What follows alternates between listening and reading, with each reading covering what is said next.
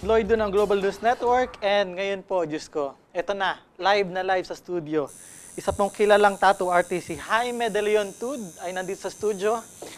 At nag-i-start na siyang maglagay ng tattoo dito sa ating napakagwapong cameraman. Di ba masakit yan? Masakit, no? Jaime, hi! Welcome to the show. Pwede ba kita makausap? Saglit. habang inaayos natin yan. Right. Thank you so much for coming to the show. I'm sure very busy ka sa trabaho mo, but you still found time para dito sa amin. Thank you. Thank you. Gano'n mo nakatagal ginagawa itong... 6 years na yung 2013. 6 years na siya ginagawa professionally. Right. And then, paano ka nag-start dyan? Practice ako sa sarili ko, tsaka sa mga kaibigan ko. No, kidding. You're kidding me. Tinato ko yung sarili ko. I mean, anong nasa isip mo noon? Bakit nangyari yon? Gusto ko lang yung art ng tattoo eh. Maganda eh. Alright, I mean, wala nagsabi sa'yo na nagawin mo to or meron kang isang tao nakitaan ng magandang tattoo na parang, I also wanted that. Nag-umpisa yung interest ko yung nagpatattoo yung pinsan ko. Tapos ako yung pinag-drawing ng design ng artist. Tapos pinanood ko, doon nag-umpisa lahat. Alright, okay. Interesting. Sige, tuloy mo na. Parang nasasaktan na siya. May dugo pa ba? Wala na. Yeah. And then, professionally, when you do this, pwede naman siguro natin ituloy yun, no? Habang nag-uusap tayo, no? Kaya lang, wag mong, baka mamaya kung anong malagay mo dyan. Alam mo ba yung ilalagay mo dyan, ha? Parang nasasaktan ka, kaibigan. Hindi, tattoo ako sa'yo. Hindi, okay lang. And then, this is a profession now. Pero marami pa rin mga tao, parang kapag nakakita sila ng tattoo, parang may discrimination part pa din, may discriminatory. Hindi pa rin naman nawawala yung discrimination, lalo yung mga nakatatanda. Kasi conservative kasi yung culture natin. Saka minsan may mga trabaho na hindi nila inaalaw na may tattoo ka. Yun, hindi talaga nawawala yun. Right. Minsan iniisip pa rin nila na yung iba, sabi nila madumi sa katawan, o galing ka ng kulungan, o adik ka. May mga ganun eh, hindi na nawawala yun. Exactly. Sa stigma. Tingnan nga natin yung model natin. Parang ito yung mukhang galing, no? Ito galing eh. Mukhang galing nga. Right. And then, kapag meron kang profession na ganyan, maganda ba yung kita dyan? Kung sa kita, okay O naman. depende pag kasing sikat mo na. Hindi naman. Pag magaling ka, maganda yung gawa mo, maganda kita mo kasi yung tao babalik-balikan yung art mo. Right. So pagkatapos sa isang braso, isa pa uling braso. Right. Kapag hindi masyadong magaling, Hindi mo naman masabing magaling. Kasi gagaling at gagaling ka rin. Practice na. right. But what do you do? I mean, bago ka mag-tattoo na ganito, nagtrabaho ka rin ba? Nag-aral ka rin? Nag-aral ako ng college, tapos after pa ng college, ito na talaga. What did you take in college? Architecture. Architecture. Wow. So, nung unang tatak mo, rotring pa yung gamit mo, gano'n? Rotring. Yung mga ink na mga mechanical pen? Oo, yung nabibili sa bookstore. Come on, seriously? Kasi yun yung ginagamit dati. Dati, doon ako nag-umpisa, tsaka yung mga improvise, yung mga homemade na machine. Right. And then hindi mo na pinursu yung pagiging arkitekto mo, hindi ka na Hindi na eh, kasi masaya na ako dito eh. Masaya ako sa ginagawa ko eh. Ano sabi ng parents mo? Wala naman silang magawa eh. Sinuportahan na lang nila ako kasi eto na yung kabuhayan ko eh. Ito yung binuhay ko sa pamilya ko. Exactly. So na-appreciate na rin nila kahit Appreciate na rin nila. Wow. Pero anong gusto nilang maging ikaw? I mean, dati? Maging architect yun talaga eh. Painter. Alright. Yun talaga yung gusto. Kaya na ngayon hindi mo magawa, yun yung plano ng bahay. Meron ka naman plano ng bahay na tinatak sa katawan ng isang tao. Wala eh, no? Kasi may mga perspective. Mga ganun, ibang... Medyo mahirap gawin siguro yan. Pero this is still a work of art. Gaano kalalim ang konsepto ng tattoo sa pagkakaalam mo? Kasi hindi ka naman magpapalagay ng ganyan kung parang walang pinanggagalingan yan o walang lalim. Hindi yung iba, parang may personal meaning dun sa nagpapatattoo eh. Kasi tribute nila sa mahal nila sa buhay, sa girlfriend, sa nanay, o kaya sa namatay. O kaya gusto lang nila na ipakita kung ano yung Kung ano Express. sila, express yung Right. sarili nila. Yung nilalagay natin sa ating kaibigan dito, number yan, no? Numero, no? Mamaya malalaman natin kung bakit, di ba? Dapat daw may meaning. Kaya meron. So mamaya sabihin natin yung meaning. Hindi mo madali ba yung ganyang klase ng profession? Or gaano kahirap kung mahirap? Mahirap kasi parang ito yung isa sa pinakamahirap na form of art. Kasi nasa balat siya ng tao, permanent, hindi na siya nabubura. Kailangan mo ng mahabang panahon ng practice. Right. Tsaka yung dedication. Tsaka importante marunong ka mag-drawing. Right. Question, Jaime. Nagkamali ka na ba? Nagkamali na ako. Pero Pwede ba i-try ngayon? ako na lang yung nakakapansin minsan nun tapos hinahanap ko na lang siya. So you're telling me na pag mali, ikaw na lang yung Ako na lang sarili mo nakakaalam nun. Right. Hindi na alam nung tinarap mo. Right. Tapos kaya ayusin mo, tingnan mo baka iba yung mailagay niya, hindi pala. And then, interesting also na hindi naman bago yung konsepto ng paglalagay ng mga marka sa katawan. I mean, if trace mo yung mga tribo, naglalagay din naman nung araw. And then, you think may kinalaman yun doon sa mga sa tattoo natin ngayon? I mean, kasi isang model? yun talaga yung pinaka-roots doon sa lahat. Tapos ngayon parang minodernize na lang naka-invento na ng mga magandang ink, ng mga machines. Lahat. Kung di dahil dun sa mga tribo dati na naka-invento ng tattoo, wala rin to. Right. So yung ginagamit mo ngayon dyan, hindi mo ginamit yan years ago. Right. Ito na yung mga bago. Oh, medyo mga bago na yun, no? It's very interesting. Grabe, ako nasasaktan para sa'yo, kaibigan. Pero okay lang. Ayos, tolerable. Yeah. And then, marami ang foreigners na nagpapalagay niyan, especially sa mga lugar kung saan sila nagsiswimming. For example, Boracay. How good is business there? Hindi ko pa na-try Sa mga islands? hindi ko pa na-try pumunta ng mga beach para magtato. Doon lang talaga kami sa shop. Sa shop. So sila yung pumupunta. Right. And then you started in what year? 2007. 2007. Medyo matagal-tagal na rin. 6 years na rin. Mga 6 years na.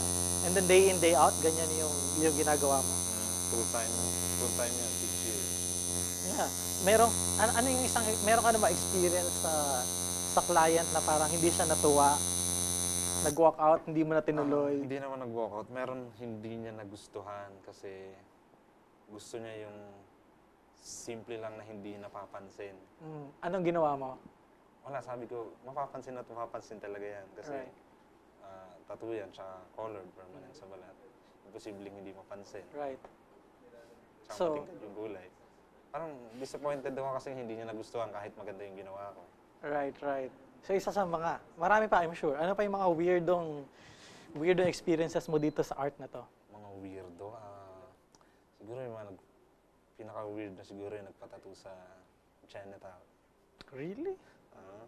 Merong ganun, no? Ganon. Naka PG na ba tayo? Saka- PG na ba tayo dito? Naka PG na ba tayo dito? Saka, Saka yung nagpatattoo ng pangalan ng crush niya. tapos hindi niya na-crash. Pinabura. Crash siya pala hanggang ngayon. Yung panahon na yun, mga early years ko pa sa tattoo yun, wala pa akong pakialam sa ganun dati. So, dito sa ganitong profession, bawal ang wrong spelling, no? Bawal ang wrong spelling. Hindi na siya nabubura. Yeah, exactly. And then, so kailangan talaga pinag-iisipan. Ano naman yung pinakamasayang moment or experience mo dito sa art na to? Pinakamasayang experience siguro yung I'm sure this is not one of them, right? I mean, you're being interviewed while you do Kasama to. that, right? Pinakamasaya siguro yung natatuan ko, yung pinakasikat na boxer sa buong mundo, si Pacquiao. Wow! Yun yung dream ng every tattoo artist matatuan siya. Matatuan siya. Anong particular na tattoo yung nilagay mo? Tinutuan ko siya Oy, easy ka lang dyan, nag-uusap kami. Relax ka lang dyan. Tinutuan ko siya Nasasaktan ka na. Ituloy natin ha. Ha? Ano daw? Hindi na natawa. Tinutuan ko siya ng meteor sa left arm niya. Meteor. Hindi meteorite. Meteor. Hindi pa bumababa sa mundo. Kailan to? Hindi ko na maalala eh. Basta after siya ng laban niya kay Cotto, kay Miguel Cotto, nagpatattoo siya. Right. How does it feel na lumapit ang isang Manny Pacquiao at tinatoan mo? I mean, hindi ka ba nag-tremble or something na parang, oh, this is money. Hindi naman, Kasi dito, kung ito yung tatatuan, yung parang wala lang. Pero si Pacquiao yun eh. Paano? Sa kanya, excited ako na hindi ko alam yung pakiramdam. Tapos after ko siyang tatuan, yung buong gabi, speechless ako. Na Alright. hindi nila ako makausap. Hindi ka naman na-hospital or something? Hindi naman. Hindi naman. Hindi lang ako makapaniwala na dumaan siya sa kamay ko. Right, exactly. Parang panaginip lang eh. No? Talaga. Pero talaga namang nature yun na ilagay mo. Baka pandesal or... Yeah. Pero hindi naman nag-complain siya si Pacquiao. Parang naiiyak ka na sa ginagawa natin. Eh, nagustuhan mo naman yan. Kaya pala medyo mainit na ngayon. So ako naman ngayon yung naiinit. And then, do you see yourself, I mean, doing any other stuff aside from doing this tattoo?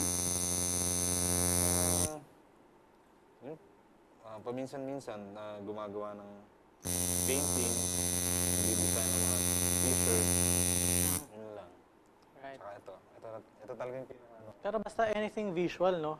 Na nakikita, gamit ang kamay. Right, right. And then, you have a family na? Meron akong asawa at saka 3 anak. 3 anak, are they, do they also have their own tattoos na? Hindi, mga bata pa. Mga bata pa. So, bawal pa pag bata pa? Baby pa.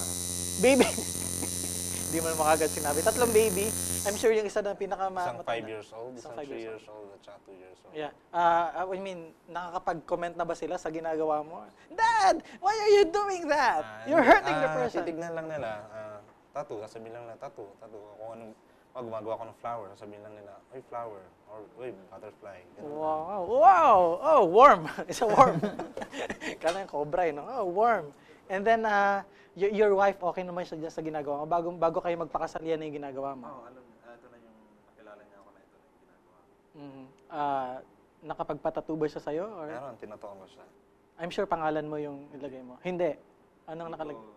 Flowers lang. Flowers lang. Sampagita or something? Rosal? Gumamela? Cherry blossom. Wow. Interesting. Why is that? Gusto niya lang. Ayun na example na gusto niya lang. Kasi yung iba may meaning eh. Alright. So, tapos na ba ito? Tapos na.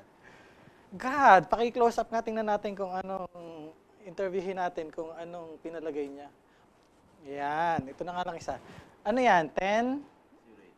0801, right? So sabi ni Jaime, dapat daw may meaning. What does it mean? Anniversary ng asawa nila. Para hindi mo makalimutan.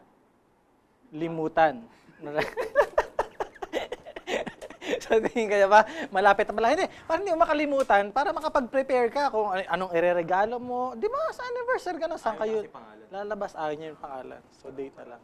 Tara, kung maraming Abe, may kaliwa pa. May abot pa ba sa isang segment yung kaliwa naman? Isa lang anniversary niya, di ba? Isa lang. Nabuking pa. The moment pa. Right. And then, ano yung advice mo sa mga tao? Diyan ka lang. Anong advice mo sa mga tao na, okay ka ba? Okay lang. Sa mga tao na gumagawa nito, na yung iba parang, wag na lang gawin kasi mukhang hindi ko kumikita na masyado. Para sa mga artist, siguro, tiyaga lang, tsaka practice talaga. Importante. Tiyaga, ayusin nila yung ginagawa nila, basta-basta. Alright, hindi kagaya na ginawa mo dito, no? Parang binasta-basta. And then you also joined a lot of competitions, right? And you won, unfortunately. And I was advised na may mga kalaban ka rin.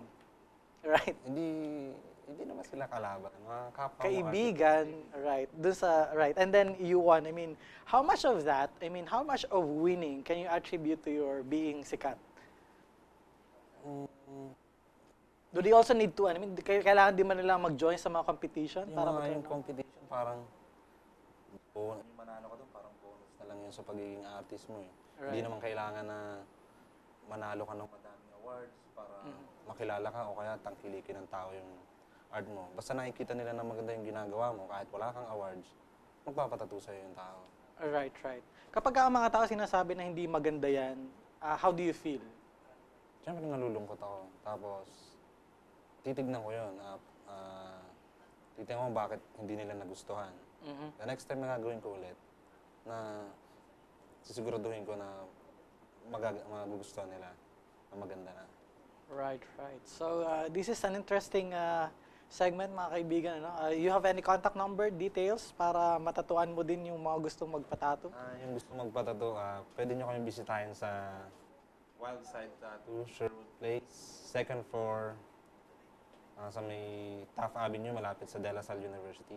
Right, okay. So, pwede silang pumunta doon pag hindi bumabaha, no? Oo. Right, kasi pag Pwede silang magdala ng bangka.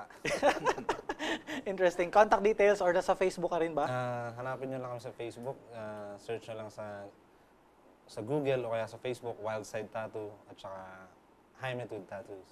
Right, right. If you are not a tattoo artist, ano ka dapat? Architect or painter. Alright. Architect Jaime De Leon Tud, thank you so much for coming to the show. Salamat din. I'll see you again next week. Bye, everyone.